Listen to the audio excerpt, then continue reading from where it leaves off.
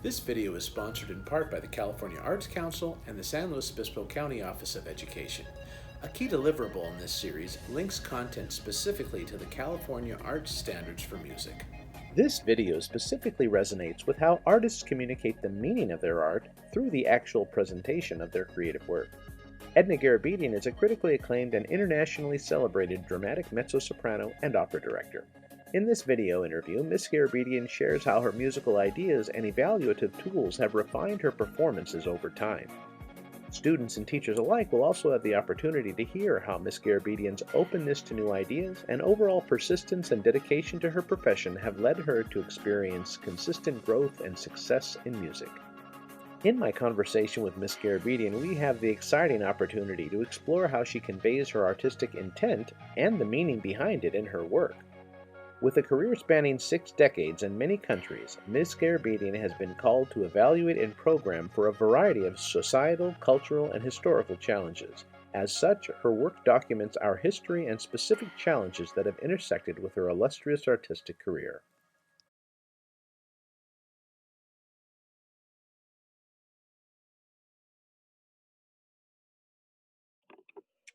Well, I teach every morning from 8 until 5, Monday through Friday. Saturdays, I'm teaching from 9 until 2.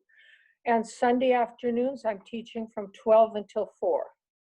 So with the extra time that I have, I spend with Gogik and the beautiful little doggies. We go swimming and we enjoy the family. We talk on Zoom with my 2 daughters, Diane and Debbie, and the grandchildren. I have twins now in the family. So my life is full.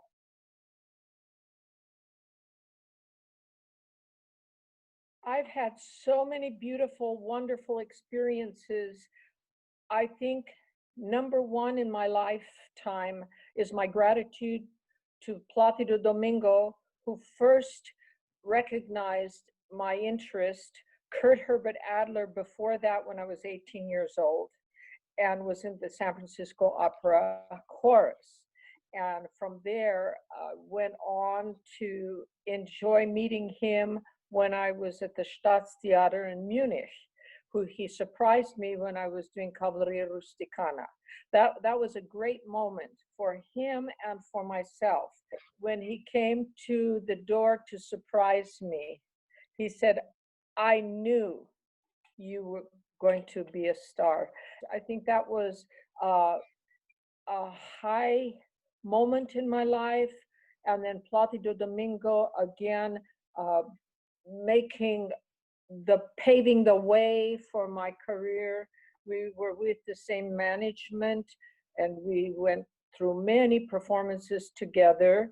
And then again, ending up in Bonn, Germany with the great Giancarlo Delmonico, who I admire greatly, and his expertise, not only allowing me to sing professionally in his opera house in Bonn, but to open my career, the gateway to all the big opera houses in Germany. And also, under his tutelage, I really learned the skill of stage directing.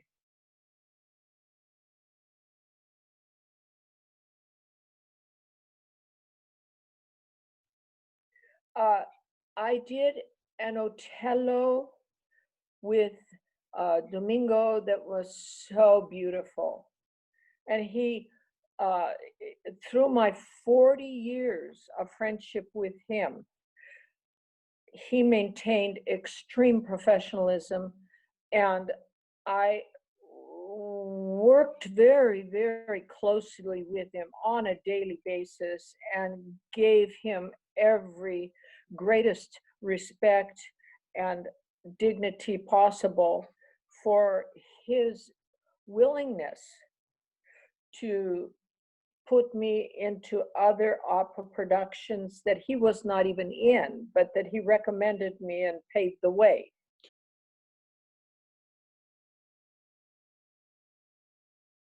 When I won the Tchaikovsky competition, Maria Callas was one of the judges. And thereafter, she invited me to study with her. And that was a very beautiful experience, a very beautiful experience. Along with that, one of the judges was Tito Gobi, and he created a contract opportunity for me in Chicago Lyric Opera to sing Chiesca in the Gianni Schicchi. And he has hand-painted and autographed beautiful scores, and he's made paintings of himself as Tito Gobi. And Obratsova also was one of the judges, and she again then autographed her music, some of her library, and sent it to me as a gift.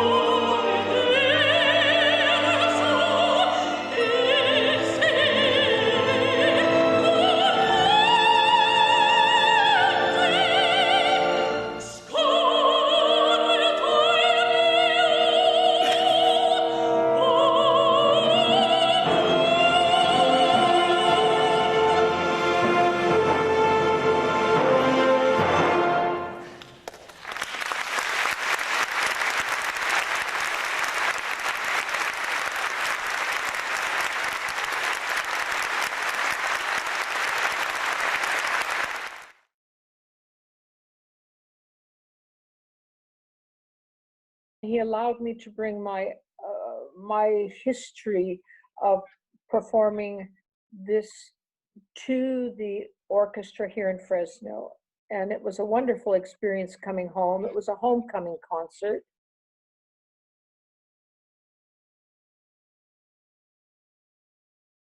Many artists pick it out because it's short and it's easy to sing except for one high note. They think. This is a very common thought process for the aria, that it's middle voice, it's easy to get in and out of, it's easy to present to adjudicating panel, and it shows that they have a top. But it's only one flash note on the top, and it's a gorgeous aria. And it has been abused many times by young artists who think they should be singing it because it shows dramatic qualities. But in fact, it really is written for, and it is designed to be a heavyweight aria for a dramatic mezzo-soprano.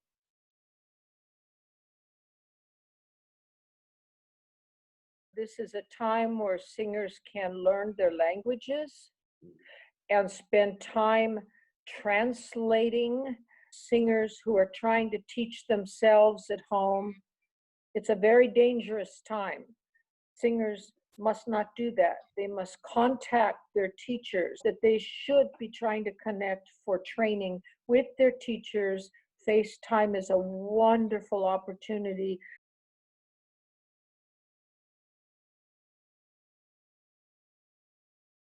The piano is one of our greatest friends to our world. We sit and spend hours detailing technique, and it affords us the time now to look at all the details in the musical skill, which is wonderful for the accompaniments.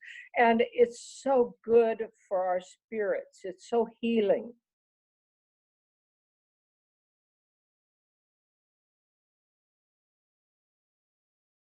The world of the musical theater right now is hurting as badly as opera is. As Broadway is shut down, the Metropolitan has shut down. This is going to be a temporary time for all of us to reevaluate and to find our balance.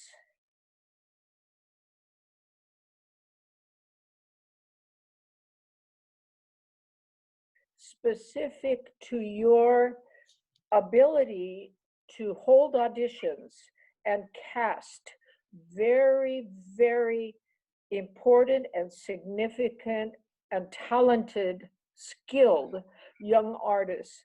Casting is an art.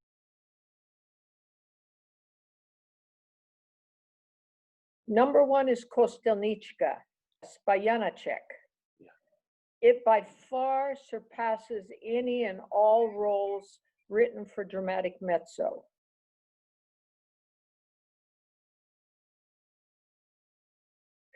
There are two major arias in that opera. I would not recommend that as an audition opera aria, either one, due to the fact that the accompaniment is extremely difficult. And to bring an unusual and extremely difficult accompaniment to the hands of an accompanist for an audition is not a fair evaluation of their talent and their skill. It's out of respect to the musician and the artist.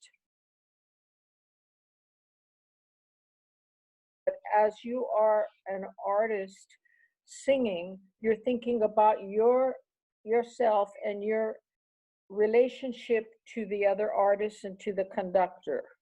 When you are a stage director, you are thinking about all the artists' interaction and their relationship to the conductor. So it's the discipline that I learned from Giancarlo that is so magnificent that I pay tribute to him. He is one of the greatest teachers of the skill of stage directing, but I also had tutelage from Gertz Friedrich, singing under Gertz Friedrich and Karen Armstrong, where I learned so much from the German technique of stage directing, and Neuenfels, the world's #1 TV stage director, and Hans Hotter. There are so many that influenced my stage directing life along the path, as if I were being trained for the stage directorship.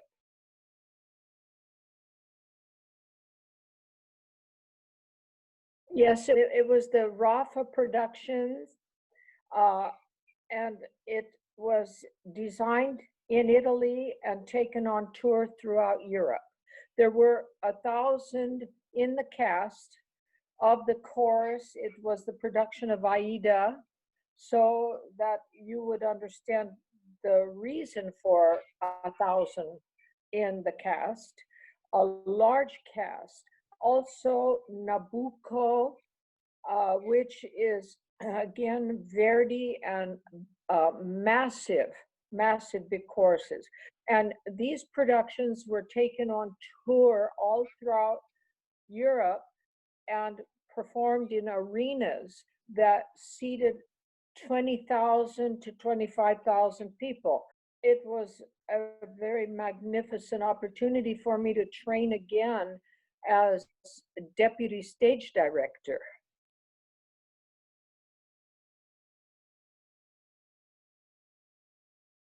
Can you read your music easily? Can you play the piano to help yourself with accompaniments to learn your music quickly?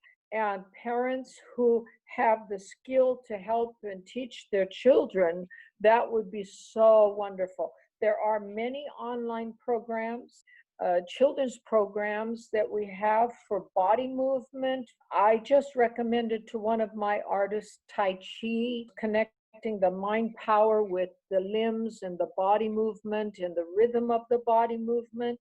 It gives a child confidence and self-esteem. If a parent would like to give a child a performance project and give them a theme, they say, I want you to make a little story. Children like to write their own stories. They like to be creative.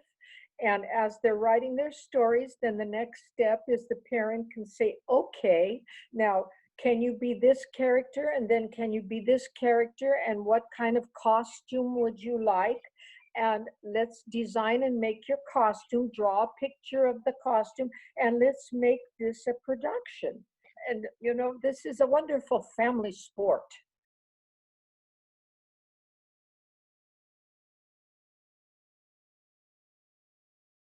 The line of demarcation between the hobby singer and the real pro is at this time very well known to our world.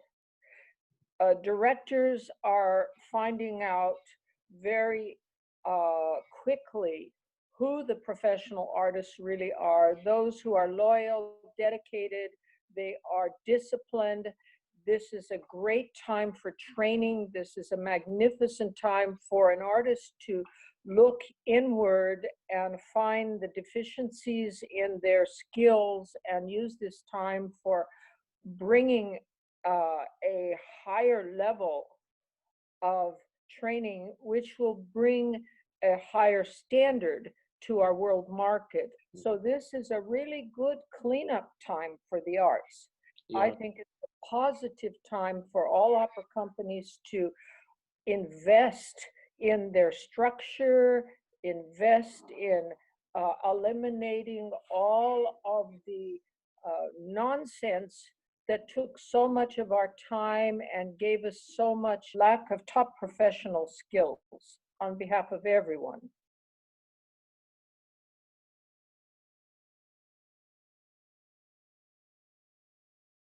It's not that easy to be positive, especially when you have fear of the unknown.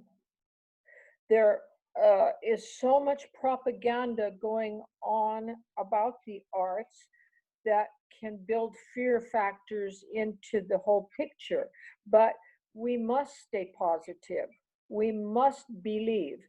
There have been many difficult reasons for opera to disintegrate. I do not believe that opera will ever die. We are on hold for Norma, and following Norma, we're to do the Gianni Schicchi and to do Pagliacci and a Madama Butterfly.